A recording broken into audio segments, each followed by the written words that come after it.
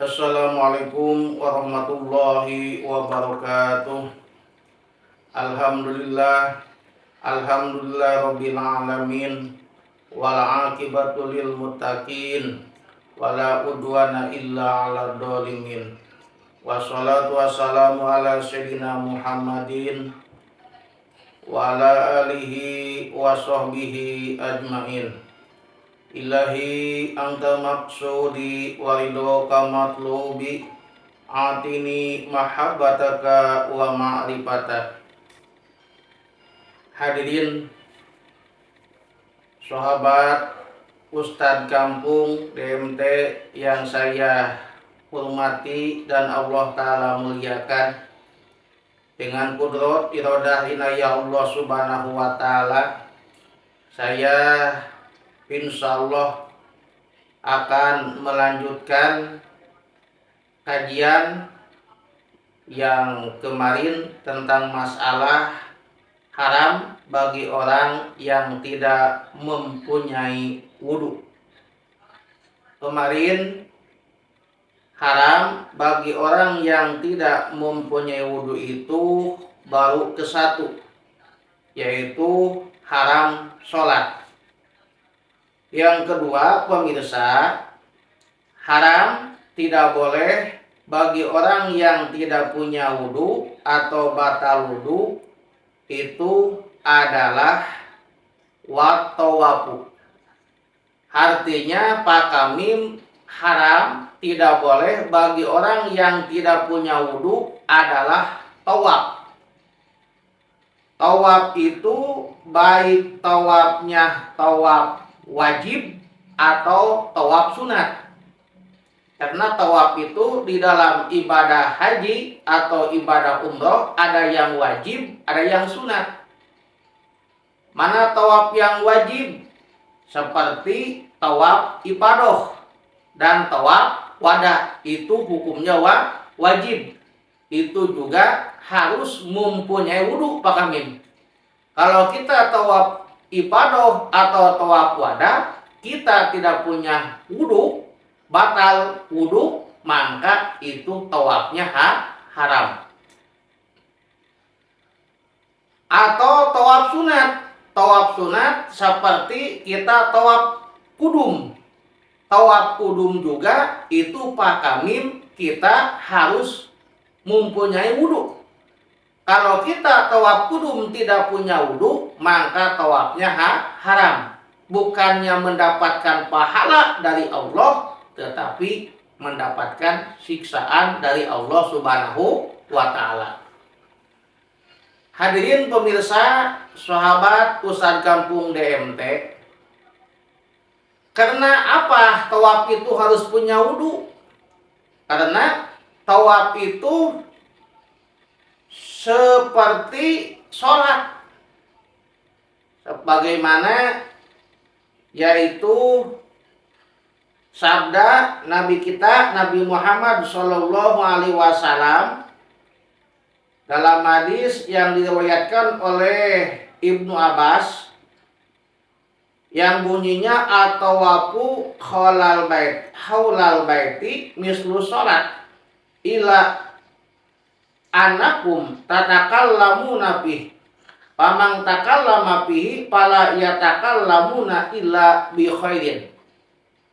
Yang artinya tawaf mengelilingi Baitullah itu seperti sholat Pak Kamim.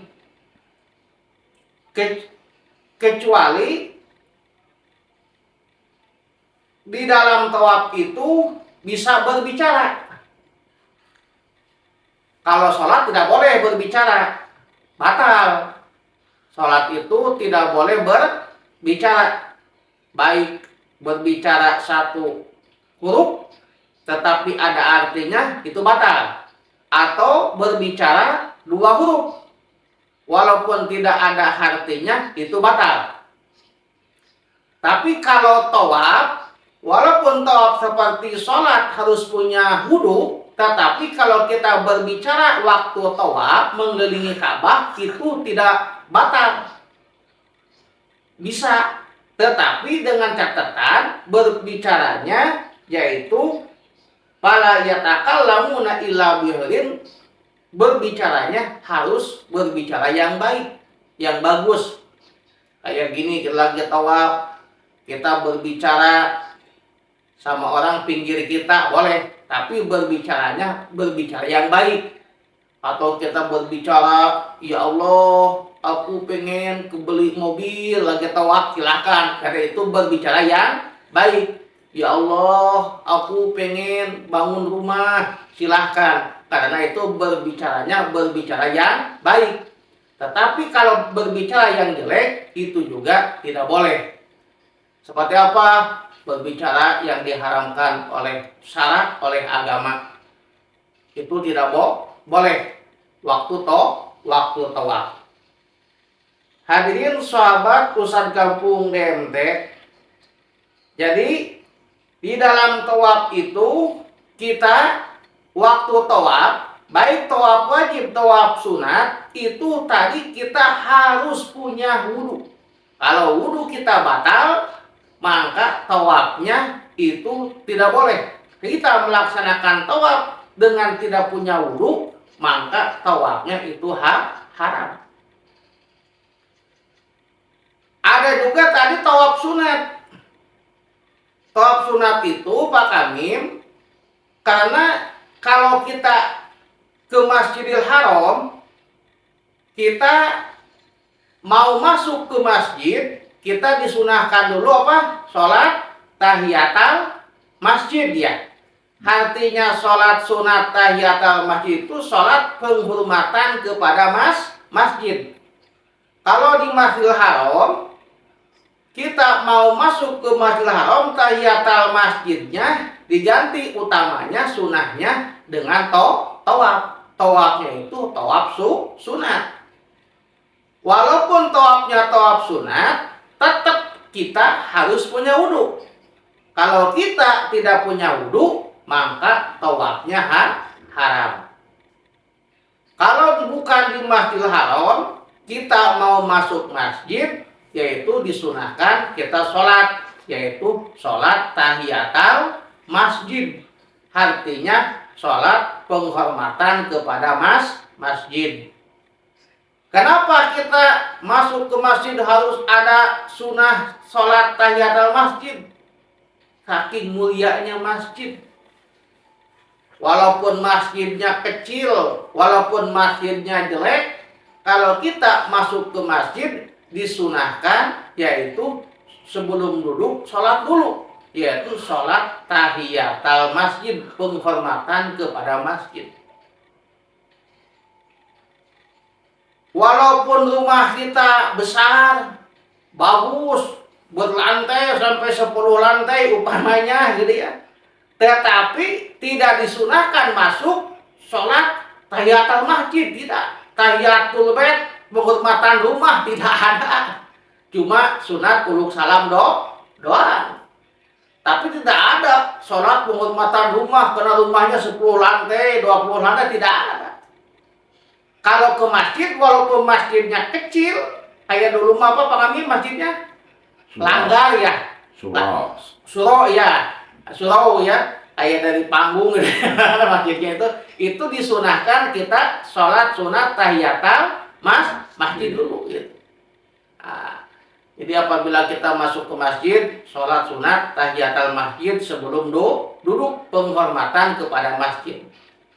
Kenapa? Karena tidak ada tempat yang paling mulia di dunia itu, yaitu masjid. Karena masjid itu khusus tempat untuk beribadah kepada Allah Subhanahu wa Ta'ala. Oleh karena itu masjid tempat khusus untuk ibadah kepada Allah, untuk takwa kepada Allah.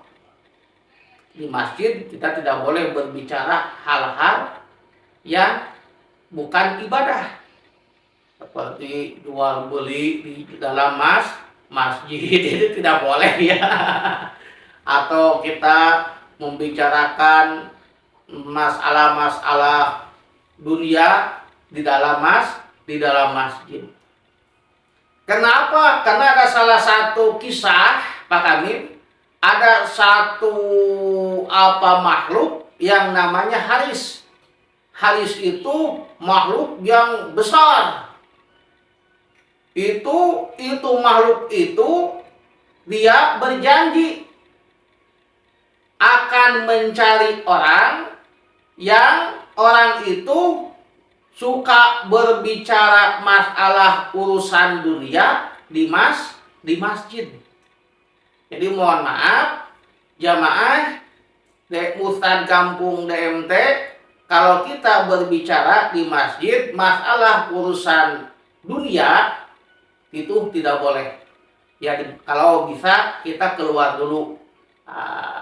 Kecuali urusan-urusan yang hubungan dengan akhirat, seperti kita baca Quran, wirid, dan sebagainya, atau masalah-masalah yang hubungan dengan akhirat, seperti pengajian itu boleh. Kalau masalah urusan-urusan dunia, apalagi urusan politik ya di dalam masjid itu tidak boleh, sangat dilarang. Karena masjid itu al-masjidu usisa ala taqwa. Masjid itu dispesialkan untuk melaksanakan takwa kepada Allah Subhanahu wa Ta'ala.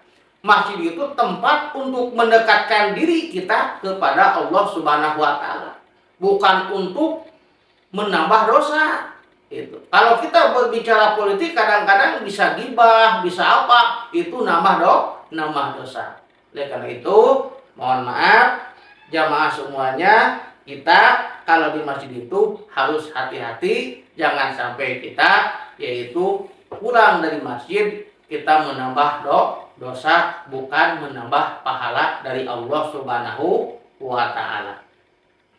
Yang ketiga, Pak Kamim, haram bagi orang yang tidak mempunyai wudu atau yang batal wudu itu yaitu wamasul mashafi. Artinya yaitu memegang Al-Quran. Nah, jadi tidak boleh kalau kita tidak punya wudu, tidak boleh memegang Al-Quran. Itu hukumnya haram.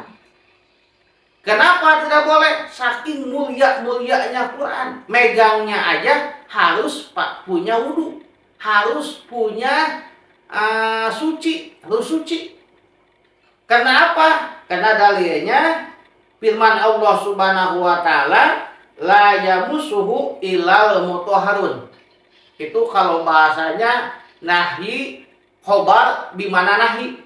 Jadi cerita bimana nahi. Artinya tidak boleh menyentuh kepada Al-Quran kecuali orang-orang yang suci, orang-orang yang punya wudu. Jadi orang yang tidak punya wudu tidak boleh menyentuh Al-Quran. Itu firman Allah.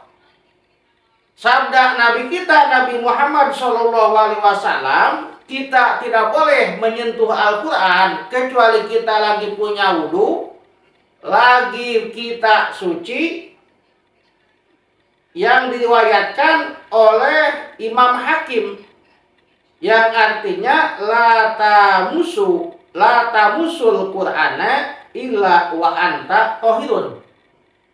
Yang artinya Pak Kamim, kita itu tidak boleh memegang Al-Quran, menyentuh Al-Quran kecuali kalian lagi suci. Artinya kita lagi punya wudu. Yang dimaksud Al-Quran di sini Pak Kamim termasuk itu apa namanya jilidnya. Nah, jilidnya itu termasuk Al-Quran. Itu tidak boleh kita menyentuhnya. Kata sebagian ulama, kalau jilidnya masih nempel di dalam Al-Quran itu haram disentuh kalau kita tidak punya wudu. Bagaimana kalau jilidnya udah pisah dari Quran? Nah, kata sebagian ulama ada dua pendapat. Yang satu menyebutkan haram walaupun udah pisah. Yang satu ada yang menyebutkan kalau jilidnya dipindahin sama buku, hukumnya boleh. Itu tergantung kita mau ngambil yang mana. Tapi yang lebih utama itu haram. Karena walaupun itu jilid, itu termasuk tadi awalnya dari dari Al-Quran. Hadirin sahabat Pusat Kampung DMT Pak Kamim, termasuk apa kantong Al-Quran. Contoh, kita Quran dalam kantong. Kita kalau tidak punya wudhu, kantongnya itu dipegang tidak boleh. Itu hukumnya haram.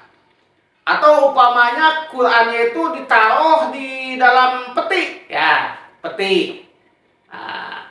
Kitanya tidak punya wudhu, kita megang petinya Pak Kamim, maka megang petinya itu juga haram.